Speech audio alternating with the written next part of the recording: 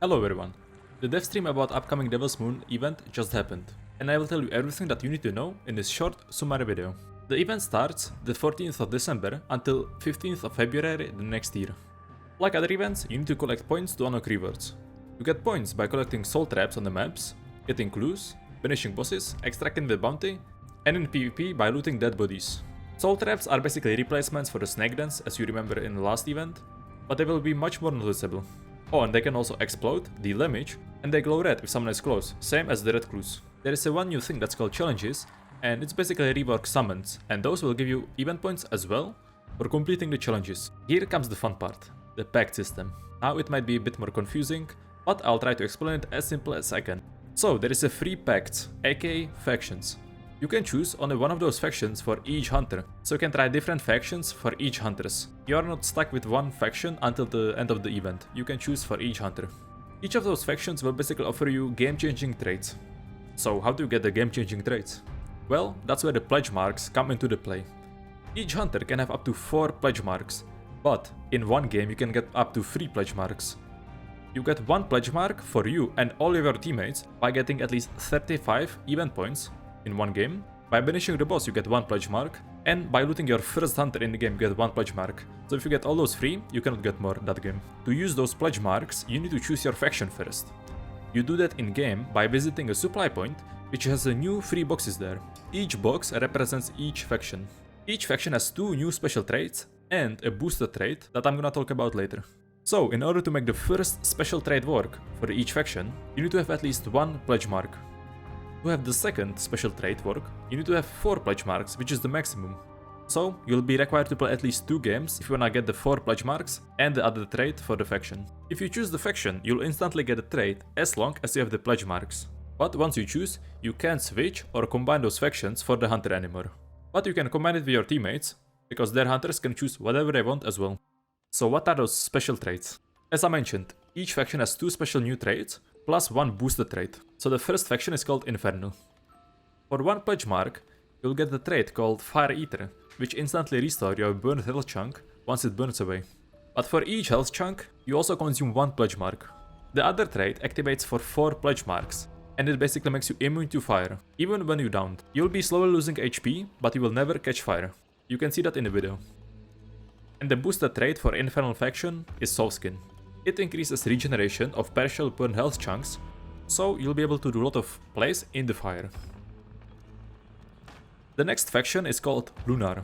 If you have 1 pledge mark, there is a trait called Relentless, and that means your hunter won't lose a health bar when downed. So, next time you get revived, you're gonna be full HP, you just need to heal up. But this comes with a big cost. For example, if you have 3 pledge marks and you'll get downed, it will still work, but you'll lose all of the pledge marks. And the trait for 4 pledge marks is called Indomitable. And it basically makes your health regen continuously, like a regen shot does, but twice as fast. And the faction boosted trait is Resilience. If you have the trait when you are in the Lunar Pact, you can get revived with full HP.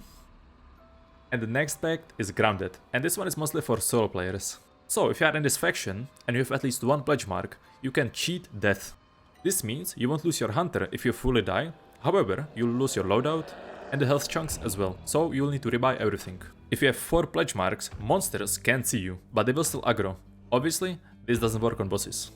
But running through the bayou without knife and ignoring all AI is now possible.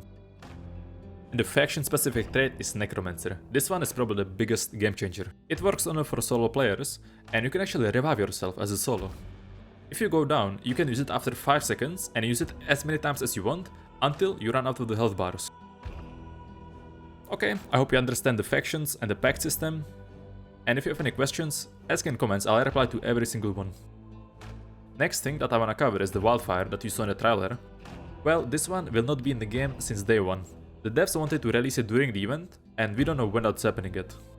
Now let's talk about the Battlepass and the progression. So yes, this event has Battlepass again, and to complete everything you need 50,000 event points. But don't worry, this might be a bit easier to achieve with the new challenge system.